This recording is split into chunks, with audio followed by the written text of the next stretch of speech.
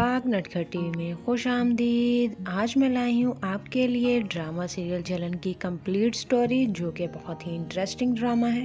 जलन ड्रामे में आपको नेगेटिव किरदार देखने को मिलेगा, जो कि मिनाल खान अदा कर रही है। मिनाल खान ज़्यादातर तो हीरोइन का ही किरदार अदा करती है, लेकिन आप मिनाल खान को इस ड्रामे में नेगेटिव किरदार करता हुआ देखेंगे। वीडियो को आगाज़ करने से पहले आप सबसे गुजारिश है कि प्लीज़ मेरे चैनल को सब्सक्राइब कर दें। चले आए जी, अब हम ड्रामा सीरियल जलन की कहानी स्टार्ट करते हैं, जिसमें आप देखेंगे कि सैयद मोहम्मद अहमद के साथ साजिदा सैयद उनकी बीवी का किरदार अदा करेंगी और उनकी दो बेटियां होती हैं। बड़ी बेटी का नाम मिशा और छोटी बेटी का नाम निशा, जो कि आपस में बहुत प्यार करती हैं, मगर दोनों की नेचर एक दूसरे से बहुत मुख्तलिफ होती है।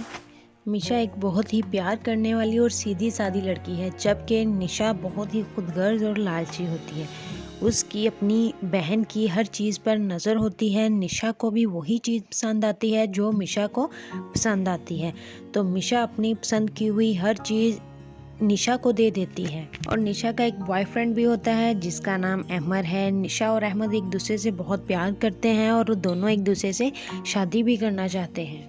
और जबकि मिशा का अभी तक कोई रिश्ता नहीं मिला, तो मिशा के माँ बाप सोचते हैं कि हम पहले निशा की शादी कर देते हैं, बाद में मिशा का कोई अच्छा रिश्ता ढूंढकर उसकी कर देंगे।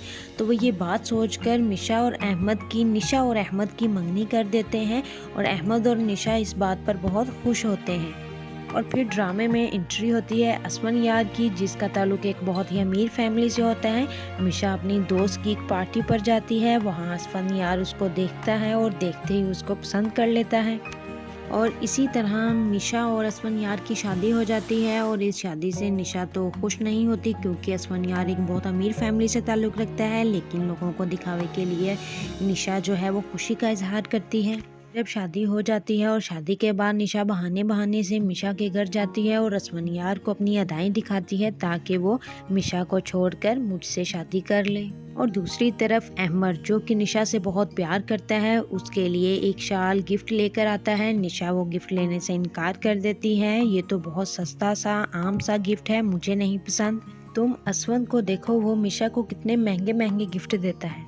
और निशा बार बार अहमद से नाराज़ हो जाती है। अहमद हर बार उसे मनाता है, लेकिन वो किसी ना किसी वजह से नाराज़ ही रहती है।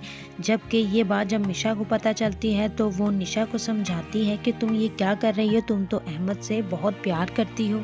और उसके बाद अहमद निशा को अपने साथ एक पार्टी पर ले जाता है। वहाँ जाकर अहमद निशा को प्रपोज करता है, कहता है कि मैं तुमसे शादी करना चाहता हूँ। निशा जो है वो इनकार कर देती है कि मुझे तुमसे शादी नहीं करनी। तो अहमद निशा को बार बार मजबूर करता है कि वो उससे शादी कर ले, बट निशा जो है वो मानने को तैयार ही नहीं और उसे गुस्से में कहती है, तुम्हें खुदा का वास्ता है मेरा पीछा छोड़ दो। तो अहमद भी गुस्से में निशा से बोलता है कि अगर तुमने मुझसे शादी नहीं करनी तो फिर किससे करोगी। तो निशा आगे से जवाब देती है, जब वक्त आएगा तो सब बता दूंगी। और इसके अलावा आप इस ड्रामे में देखेंगे कि असवन यार जो है वो भी निशा के जाल में फंस चुका है और निशा से छुप छुप कर निशा को मिलता है। और जब असवन निशा से मिलने आता है, तो निशा जो है वो असवन यार को कहती है कि आज मेरी बर्थडे है, आप मेरे लिए कोई गिफ्ट नहीं लेकर आए।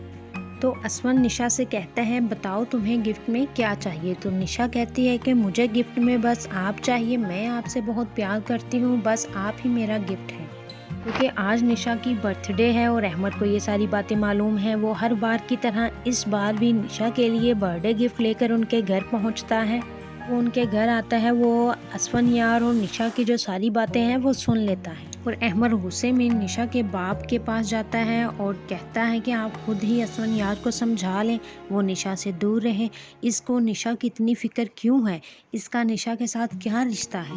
और फिर निशा अहमद से कहती है कि मैं तुमसे मोहब्बत नहीं करती, मैं तुमसे शादी नहीं करना चाहती, क्या एक बार तुम्हें समझ नहीं आती।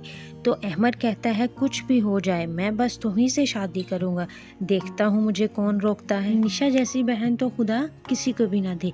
निशा अपनी ही बहन का घर खराब कर देती है। असवन यार भी निशा की जाल में फंस चुका है और उससे मोहब्बत करने लगा है और उसकी हर बात मानता है।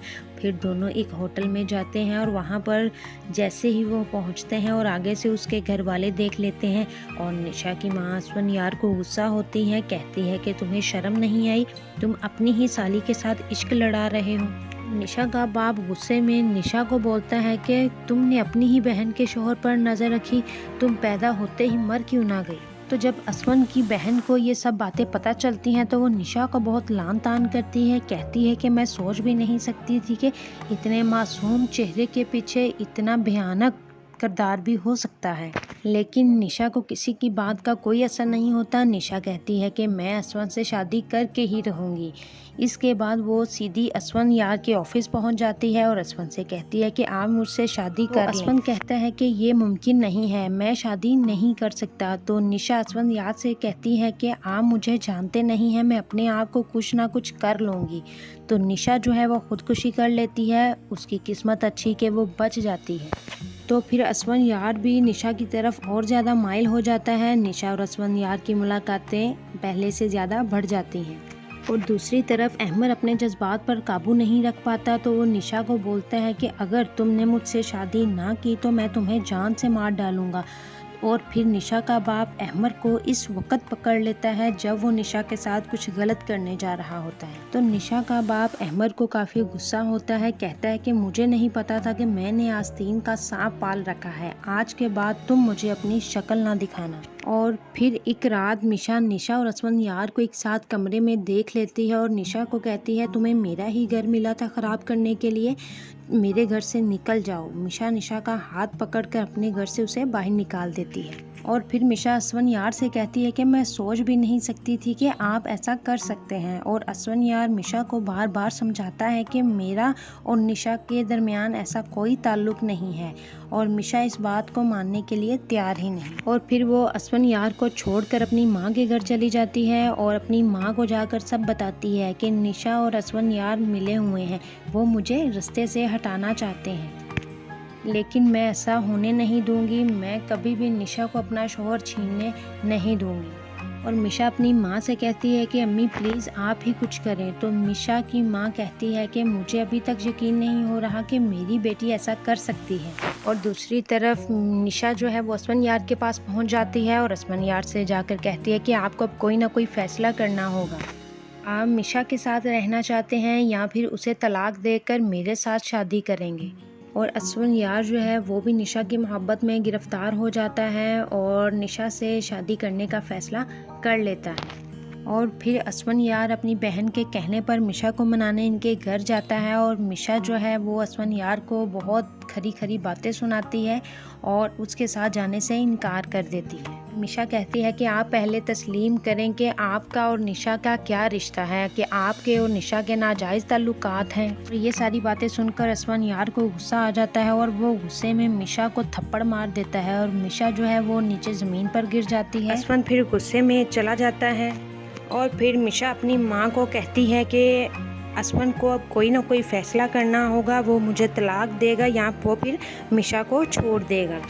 और निशा फिर असवन यार के पास चली जाती है और उसको जाके बोलती है कि मैं आपकी खातिर अपने घर वालों को भी छोड़ आई हूँ और मैंने अहमद की मोहब्बत को भी ठुकरा दिया है, मैंने उसकी मोहब्बत को जलील और रुस्वा भी किया है और अब मैं बस आपके साथ रहना चाहती हूँ, आपको मुझसे कोई अलग नहीं कर सकता। और असवन यार ये सारी बातें सुनकर सोचने पर मजबूर हो जाता है कि किस तरह निशा ने इसको अपने घर वालों से दूर कर दिया है और इसकी बीवी मिशा भी इसे छोड़कर जा चुकी है।